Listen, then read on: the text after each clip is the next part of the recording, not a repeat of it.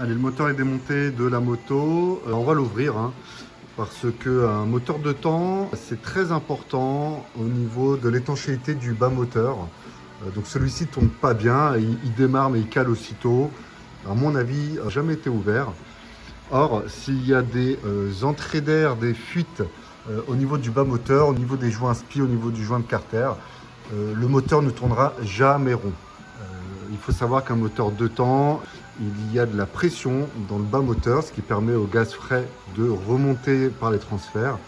Et si jamais il y a une entrée d'air ou une perte de pression dans le bas moteur, le moteur ne tournera jamais comme il faut. Donc un moteur 2 temps, il faut commencer par ça, l'étanchéité du bas moteur. Donc là, je sens un léger jeu au niveau du vilebrequin, ce qui pourrait dire que le roulement n'est pas en forme. Donc on va démonter ça. De plus, il est bruyant. Si on écoute bien, on entend un bruit de roulement. Donc de toute façon, il est à ouvrir, il est à contrôler. Donc on va refaire un kit joint, un kit roulement et puis un petit check-up du reste du moteur. Allez, c'est parti.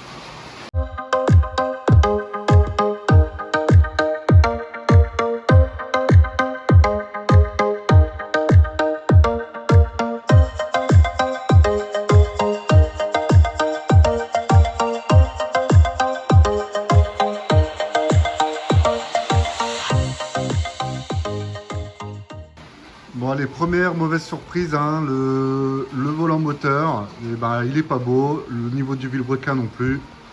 En fait, le filetage de l'écrou là, il est complètement foiré. Il n'y a plus rien dessus, il n'y a plus de filetage. Au niveau du vilebrequin, le filetage n'est pas beau non plus. Et le plus gros problème, c'est que le vilebrequin, il est bien marqué. On voit la rainure, il y a une belle rainure ici, là. Ça, c'est pas bon du tout. À l'intérieur du volant moteur, c'est pareil.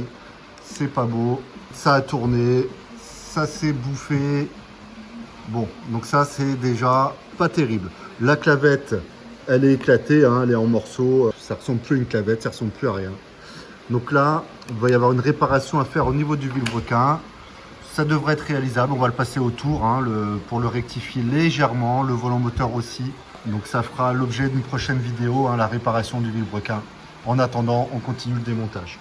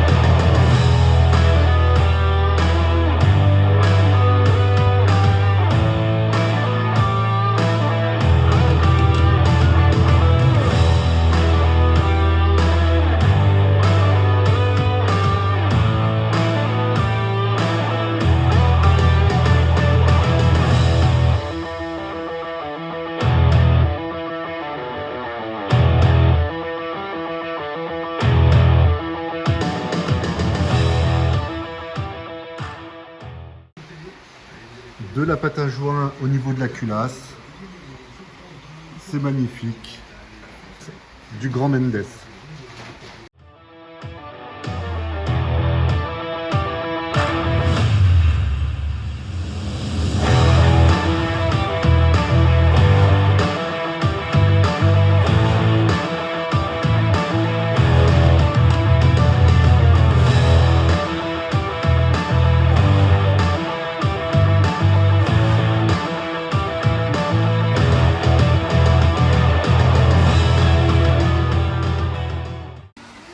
Allez, petit bilan sur le moteur.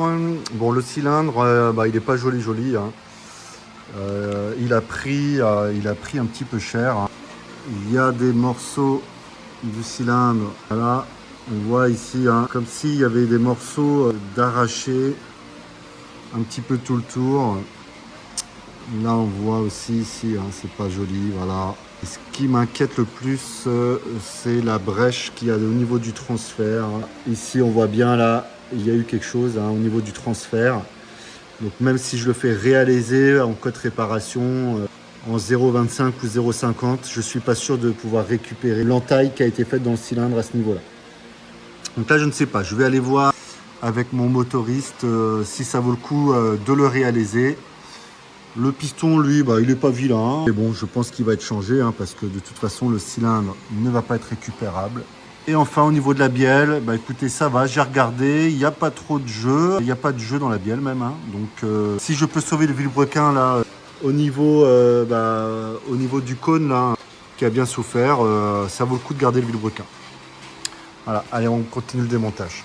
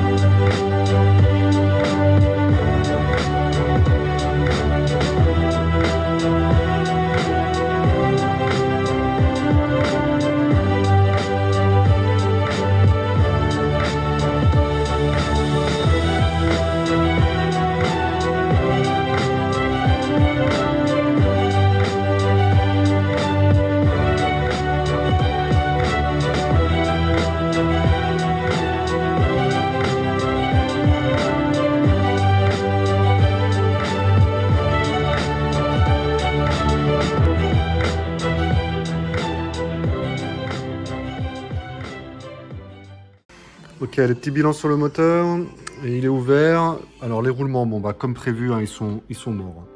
Ils sont morts, ils sont rouillés, ils font un bruit du tonnerre. Hein. Voilà, donc ça c'est bien cuit. L'autre, même punition. Il y a de la rouille, donc bon, c'est un moteur qui a dû prendre l'humidité à un moment donné. Il est bien bruyant comme il faut. Ils ont un léger jeu, c'est pas énorme, mais il y a du jeu sur celui-ci. Sur celui-ci aussi, il y a du jeu. Voilà, les roulements de boîte ne sont pas bruyants, n'ont pas de jeu, mais bon, par précaution, hein, tant que le moteur est démonté, on va les changer, ainsi que les joints spi. Allez, on va démonter les joints spi et les roulements pour prendre les références, c'est parti.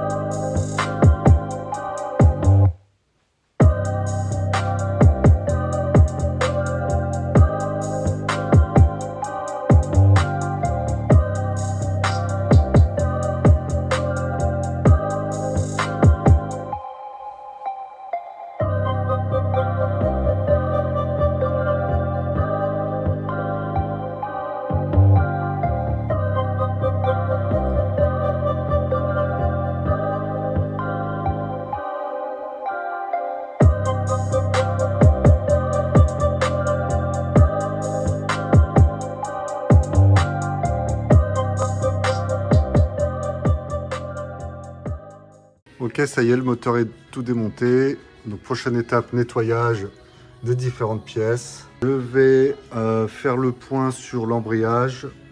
Hop, je vais enlever les disques. Hein. Pour les contrôler, je vais faire vérifier le cylindre. Je commande toutes les pièces qu'il me faut. J'ai pris les références des joints, des roulements. Et prochaine étape, remontage. Allez, salut!